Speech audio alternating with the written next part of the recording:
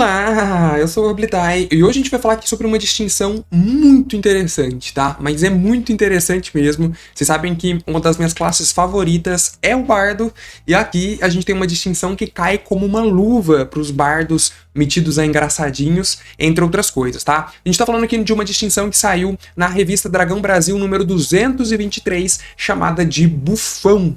Galera, baita distinção, tá? Muito forte também. Mas tem uma questão, né? Tem um adendo. Essa distinção ela foi lançada dentro da revista Dragão Brasil, que é a revista mensal da editora Jambô, para trazer novidades aí sobre os sistemas da casa. Então, na revista Dragão Brasil tem todo mês lá uma novidade de Tormenta 20, de 3DT Victor e tudo mais. E dessa vez essa distinção eles trouxeram ali com um foco para a Lenda de Gunner, galera. A Lenda de Gunner. Esse RPG aqui, ele é um RPG lá do Nerdcast RPG, né? Do Jovem Nerd. Ele teve origem lá e se transformou num livro de regras próprio. Muita gente utiliza esse livro aqui como um suplemento de Tormenta 20, sabia disso? Principalmente, galera, porque o sistema aqui ele é 100% compatível com o Tormenta 20. Basicamente, eu vou falar para vocês que 90% desse livro aqui usa como base o motor Tormenta 20. A principal diferença é no cenário, porque o cenário, ao invés deles utilizarem o cenário de Tormenta 20, que a gente vê por aqui, eles utilizam o cenário de A Lenda de Gunner, o próprio daqui, tem romances do Leonel Caldela, inclusive. Tá? Mas a distinção ela é perfeitamente adaptável aí para o Tormenta 20, então dá para você utilizar com o seu bardo sem maiores problemas. Deixa o like, se inscreve no canal e vem comigo que eu vou te contar tudo sobre isso. Olha, sobre o Bufão, eu quero começar te contando uma história, tá? Uma vez chegaram uns vendedores dentro, num reino ali rico, uns vendedores metidos inteligente, e eles começaram a oferecer para os nobres, e principalmente para o rei, um tecido invisível. Ele dizia que o tecido era tão bom, que ele era invisível aos tolos e apenas os inteligentes conseguiriam enxergar aquele tecido. O rei, com medo de, enfim, ser bancado ali como hipócrita ou tolo, né, pela sociedade, pela sua corte, ele obviamente fingiu que estava vendo o tecido. E por isso foi lá e adquiriu. E aí o Bufão foi o único que teve a audácia de apontar para o rei quando ele provou a sua roupa de tecido invisível e dizer: "O rei está nu!" E aí todo mundo percebeu. Moral da história?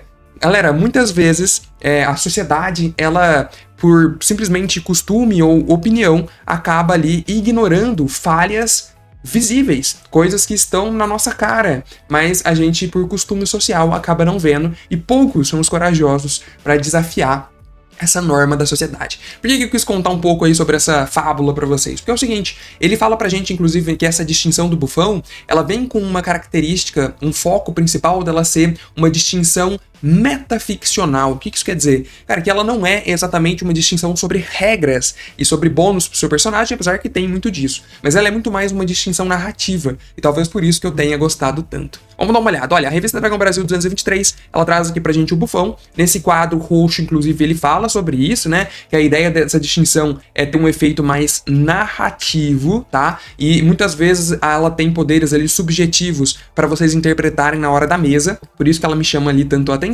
E ele fala pra gente o seguinte, olha, ele fala que o Bufão, ele está sempre ali nas cortes, circulando, se apresentando, seja para os nobres, seja em taverna, seja em campos de soldado, ele tá sempre lá, lançando, olha, um humor calculado e sátiras mordazes que agem como maldições em seus alvos. Ou seja, o Bufão é sempre aquele que tem um humor meio depreciativo, né, e tudo mais.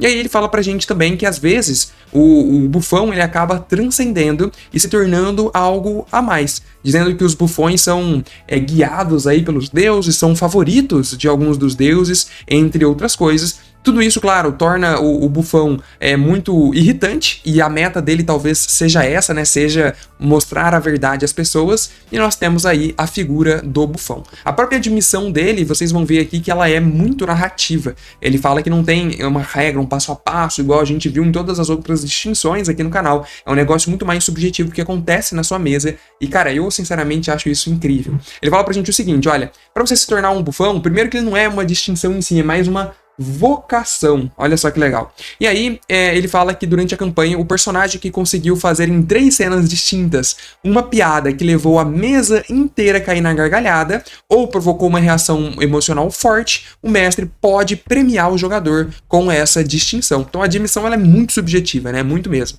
E ele fala o seguinte, olha, para assumir o papel do verdadeiro Bufão, você tem que ter algumas características, tá bom? Então é o seguinte, olha, ele fala que primeiro você tem que ter se envolvido ali com um NPC em posição social superior que a do seu personagem, e aí é subjetivo, né? O que é a posição superior? É um nobre? É alguém que tem mais poder naquela cena, tipo um general de um exército? Quem que é? Fica a critério do mestre da mesa aí definir. Depois, você precisa não utilizar pessoas vulneráveis de escada e nem, claro, utilizar ali de crenças preconceituosas dentro ou fora de jogo, né? Jamais a intenção do bufão irritar algumas pessoas, é de fato falar algumas verdades, mas não colocar injúria ou preconceito em ninguém.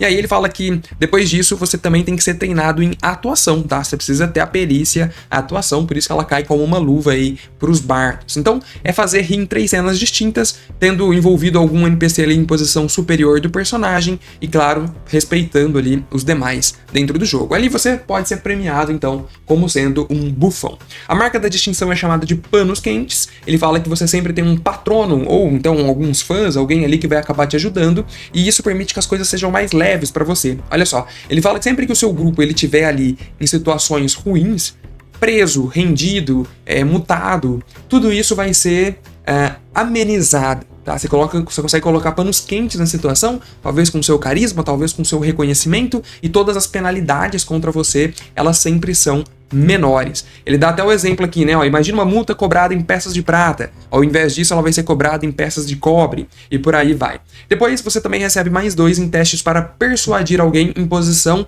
social maior que a sua, é claro, sem cometer atos extremos. Então você ganha ali um poderzinho de persuasão que faz muito sentido com essa habilidade, a marca da distinção. Muito legal, né? Depois a gente tem aí os poderes da distinção propriamente dito. O primeiro deles é o Rei está nu, né? Muito parecido aí com a história, a fábula que eu contei com vocês, inclusive. Fala que você tem mais 2 em testes opostos feitos contra personagem que tem uma posição superior à sua, posição social, ou seja, você sempre vai se dar bem ali, irritando os nobres, né?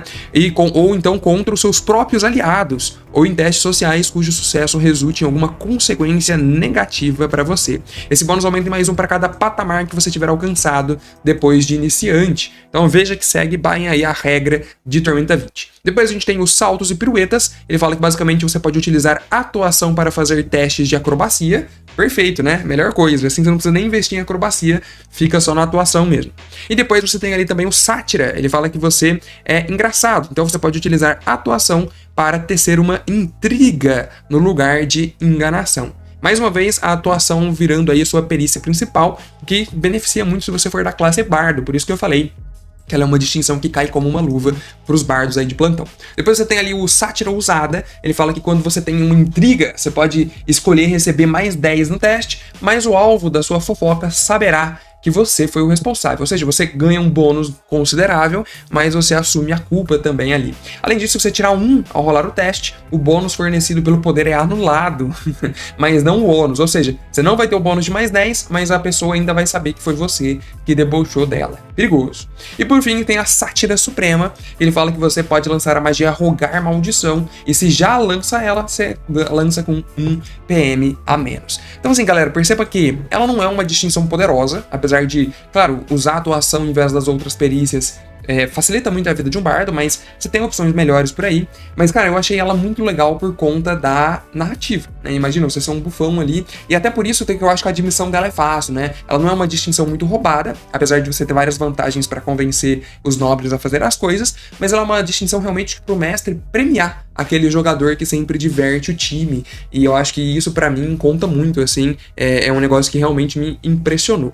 Comenta aí se você gostou do bufão, eu gostei, eu que gosto de jogar de bardo, com certeza aproveitaria muito. Comenta aí pra mim também se você já jogou a Lenda de Gunnar, se você já ouviu falar, se você conhece, se você já utilizou a Lenda de Gunnar como um suplemento de Tormenta 20, e muita gente faz isso aí, que eu sei, tá bom? Comenta aí, deixa o like, se inscreve no canal, um abraço e tchau, até a próxima, valeu!